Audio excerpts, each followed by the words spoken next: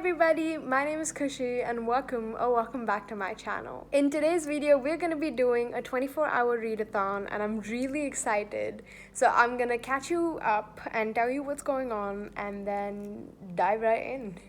So for this readathon, I'm going to be doing the timer method, which means I'm going to set a timer for 24 hours on my phone, and every time I get up to take a break, eat, go to sleep, I will stop this timer and then restart it when I come back to reading, which means it's going to be a literal timed 24 hours of reading sort of thing. What is the next thing I need to tell you?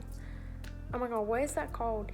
TBR, there you go. I'm such a smarty. So let's talk TBR. I don't have one. I don't have any big plans.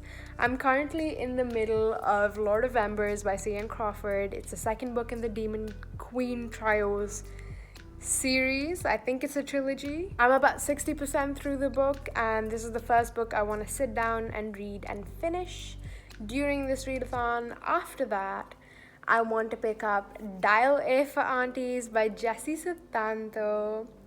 Okay, listen, I know I'm very late to the party. I know I've been missing out. So I am here now.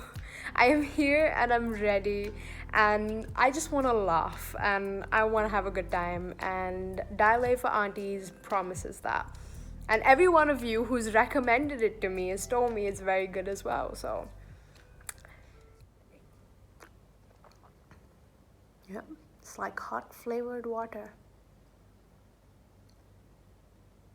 I'm currently reading Lord of Embers, which is the second book in the Demon Queen Trial series, and I believe at the moment it's a trilogy. So we follow this girl called Rowan, and she basically watched her mom burn and die a couple years ago, like literally burn and die, up in flames, whoosh, ashes.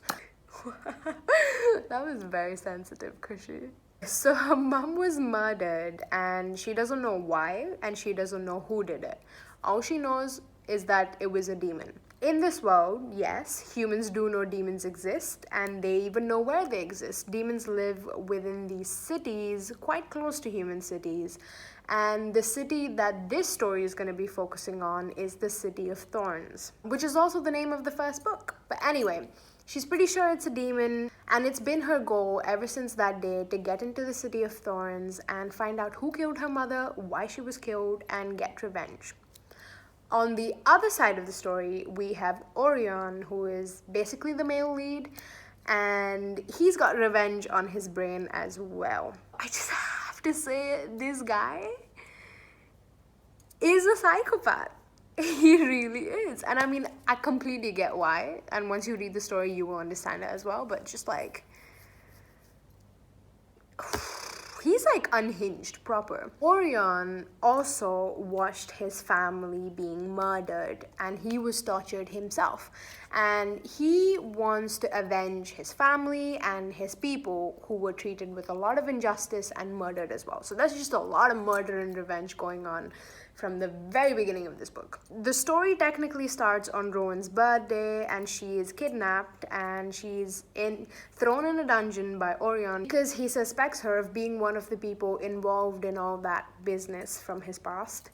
And she convinces him that she's not, and they form sort of an alliance where she is spying for him, and she gets to stay in City of Thorns to figure out who killed her mother. I have to say, the story has been quite predictable so far, especially in the second book. And that just sort of makes the whole reading experience a little less exciting for me. And I think, for me, the biggest shame is just that I really see the bones or the foundation of this story, and I genuinely think it has potential, and I'm not sure the writing is all that, or like all there, you know. I'm not sure it's giving the story everything it can.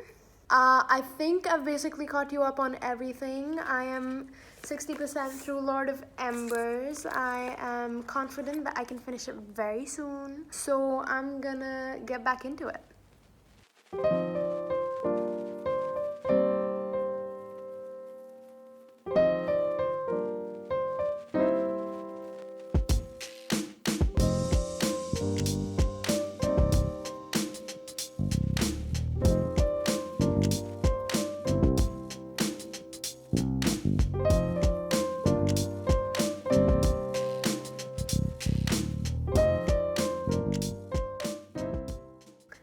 focused. Okay. So we have 20 hours and 50 minutes left of this readathon, and we're already done with our first book. It's not like I started the first book 60% in. We're just gonna ignore that. So what did I think of Lord of Embers? You asked me?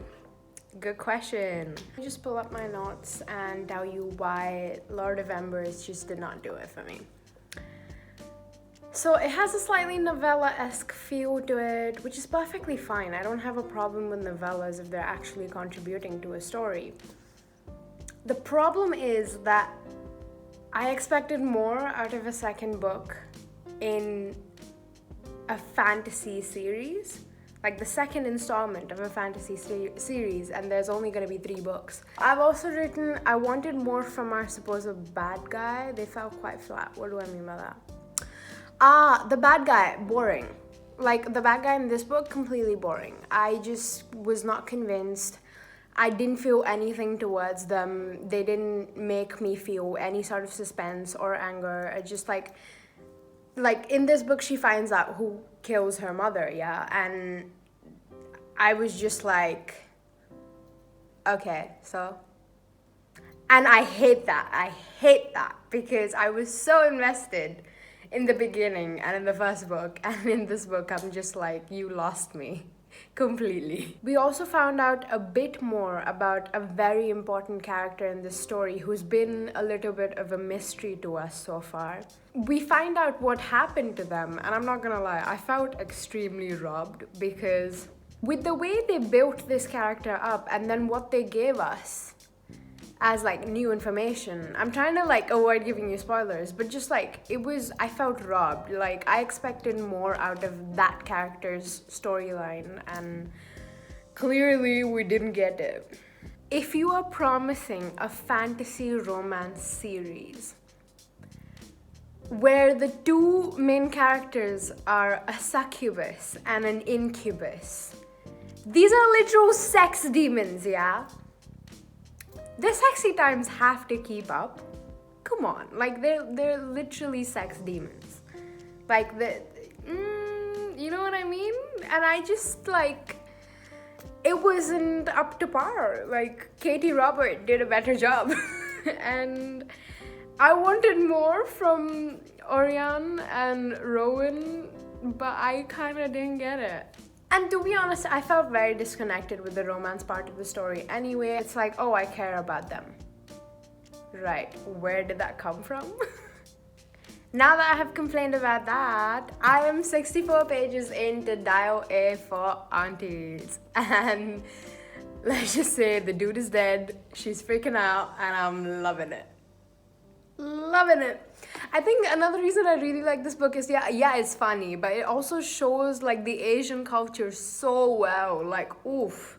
Like family obligation, familial guilt, and like just all of that. Well done. For 64 pages, well done. So, for any of you who don't know what Dial A for Aunties is about, let's read the synopsis. Oh my god, I think he's dead. When Medi-chan accidentally kills her blind date, she turns to her aunties for help. Their meddling set her up on the date, so they kind of owe her. Things didn't go as per plan. Although hiding this goddamn dead body is going to be harder than they thought, especially when her family's wedding business has the biggest wedding of the year happening right now. It's pretty bad timing, really. It turns out the wedding venue just happens to be managed by Medi's ex, aka the one who got away. It's the worst time to see him again, or is it? Now that I've updated you guys, I'm gonna go back, start the timer, and continue reading.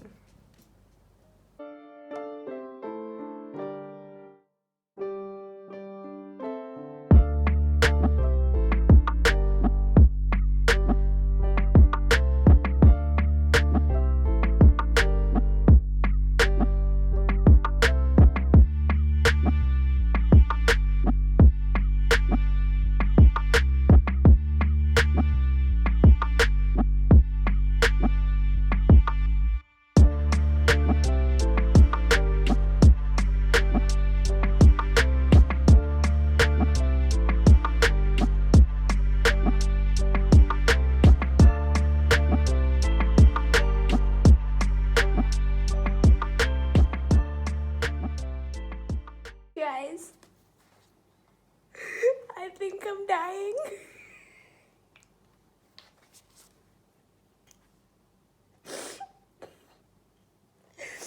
Okay, so okay, so there's been an online scam situation on a dating site, yeah.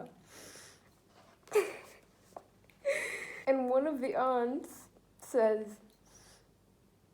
I hear about this kind of internet scam before. It's called goldfish.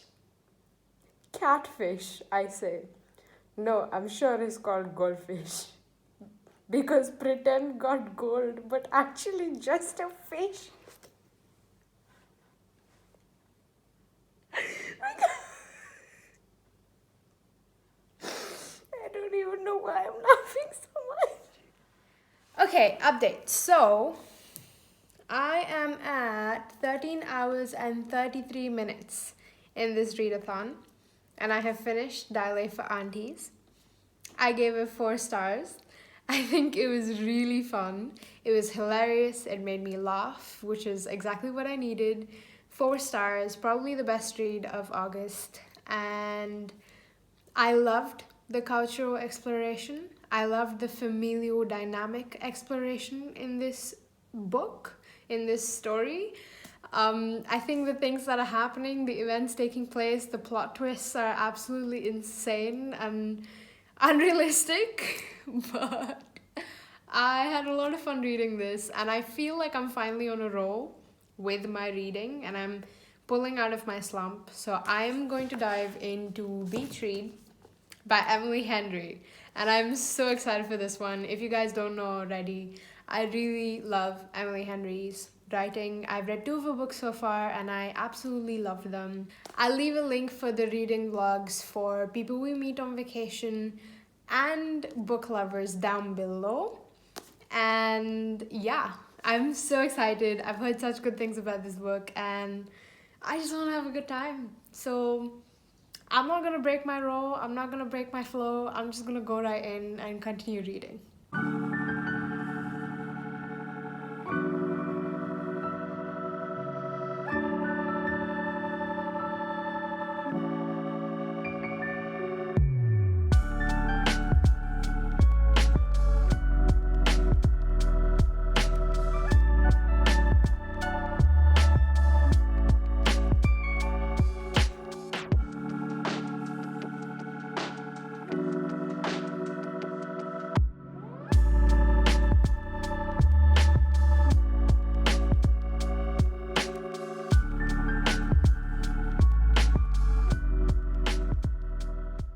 It's the next day, and we are at, I hope that's clear, 7 hours and 37 minutes and something seconds. And we have finished Beach Read by Emily Henry. I know I didn't film myself reading it, I didn't give you a cutesy montage. I couldn't stop. I sat down and I finished this in 2 sittings, yesterday and then today morning. And you guys, this right here, do you see the book? You want to close a look? Okay. This book right here, 5 stars. Think about that.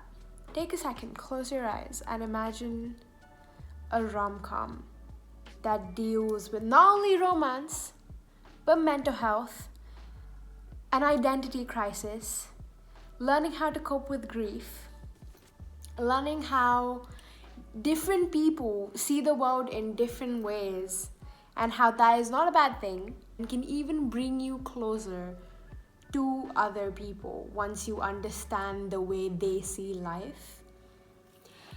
It also discusses writer's block. Hello, hi. I've been dealing with it for a year now. I've never mentioned it on this channel, but I do write more so poetry and lit fic, but I do write and I haven't been able to for the past 1 year. So yeah, there's a discussion on writer's block as well, and guys, this is such a good book, and I had such a good time, honestly, and I feel so bad that I don't have my tabs with me right now. They're in my room in UK, and this was a book I wanted to tab, and I feel like I am gonna reread it and tab it very soon, because there were sentences, there were paragraphs, there were lines that made me think, made me feel. The way I was relating, I want to tab this book the next time I read it. It was so good. We have January, who is a rom-com writer, and recently her dad passed away, and some things were revealed about him that shook her completely, and ever since then she's been dealing with all this anger and sadness and guilt all by herself, and she's also dealing with a lot of writer's block because of all these things she's facing in life right now. On the other side, we have Augustus, who is a litfic author, and he has a very bleak outlook on life.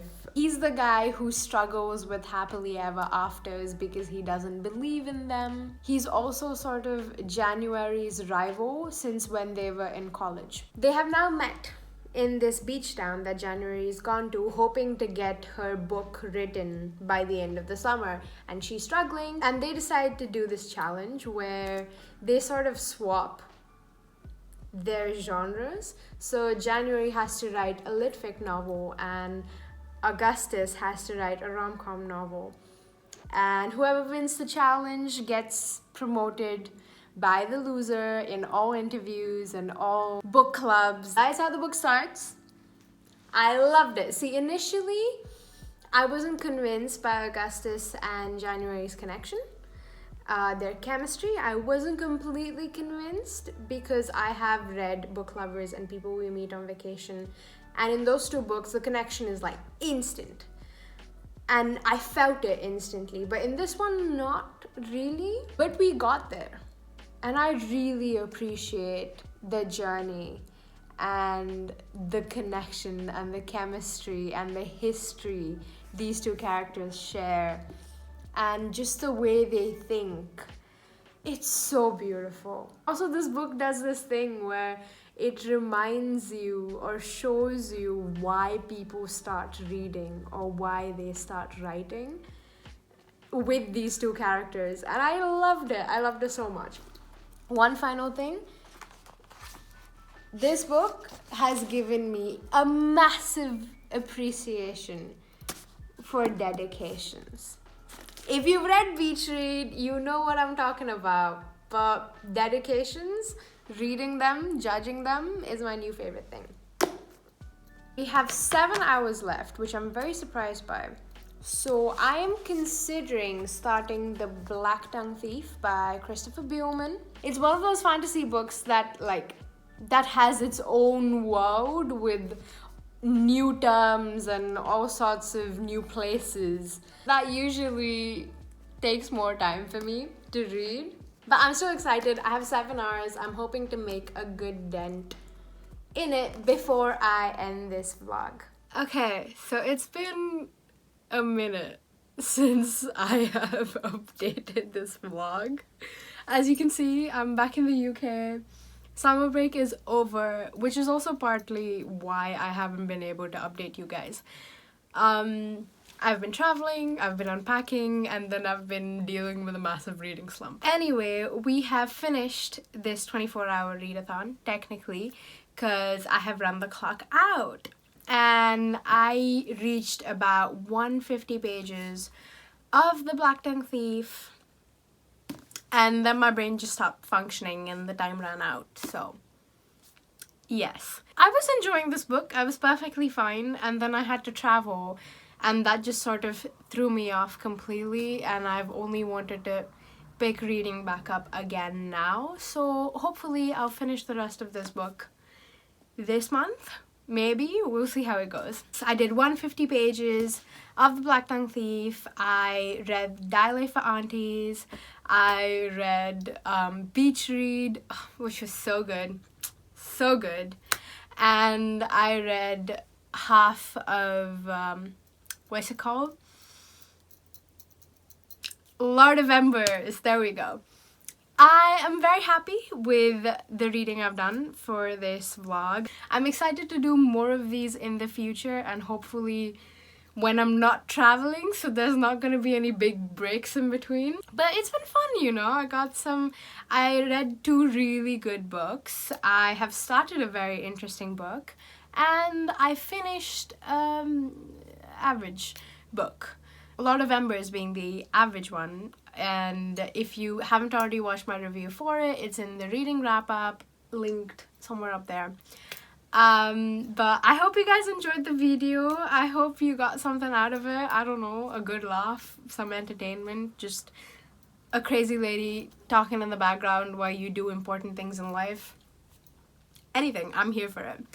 I hope you like, subscribe, and comment. Tell me down below what you have been reading and if there's a book you are dying to pick up this fall, this spooky season. Anyway, like, comment, subscribe, join the family. Yes, do it. Oh my god, guys, we've hit 300 subscribers and I'm very, very excited with the way this family is growing and to welcome more of you here in this space.